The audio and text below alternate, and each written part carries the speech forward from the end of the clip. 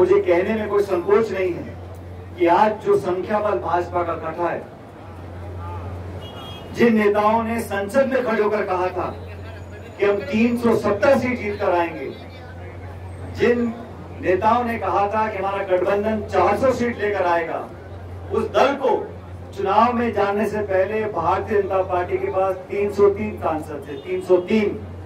और चुनाव परिणाम जब परसों आया उसमें उनके 65-70 सांसद कम आए हैं। और इसका श्रेय बड़े रूप में राजस्थान की जनता को देना चाहता हूं, कार्यकर्ताओं को देना चाहता हूं कि आपने जहां शून्य हमारे सांसद थे 5 साल पहले, ये कोई छोटी बात नहीं। जो उत्तर प्रदेश में हुआ वो छोटी बात नहीं।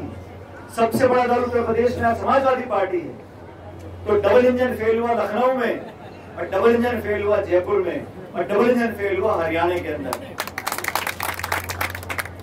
कांग्रेस पार्टी ने अनेक राज्यों में शानदार प्रदर्शन किया है, और राजस्थान उन राज्यों में से है जहां पर हमारे पत्रकार साथियों ने बड़े दिखाए एग्जिट पोल, आप सबने देखा होगा। सारे एग्जिट पोल में 300 पार, 400 पार, रोज अच्छा वो 500 पे रुक गए। तो 500 पार होने वाला था। कोई शेयर मार्केट में खेल खेल रहा है, तो क्या क्या बातें चली थी 1 तारीख को।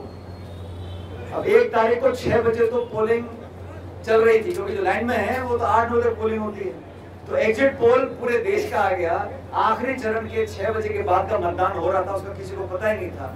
सारी बातें लोगों ने बोली, ओपिनियन पोल, एग्जिट पोल, लेकिन धरातल पर जो हकीकत थी, हकीकत ये थी कि इस देश की जनता ने 10 साल की सरकार की जो नियत थी, जो शासन करने का तरीका था, जो आक्रामक रवैया था, विरोधियों को जेल में डालने की बात करते थे, कांग्रेस के बैंक के खाते सीज करने की बात करते थे, और जो आक्रमण करते थे, प्रतिशोध की भावना से काम करते थे, विपक्ष को कुचलने का काम करते थे, उस सबको जनता ने सबक सिखाया, आईना दिखाया है कि वो चलने वाला नहीं है। ये राजनीति में संवादहीनता चलती नहीं है, संवेदनहीनता चलती नहीं है।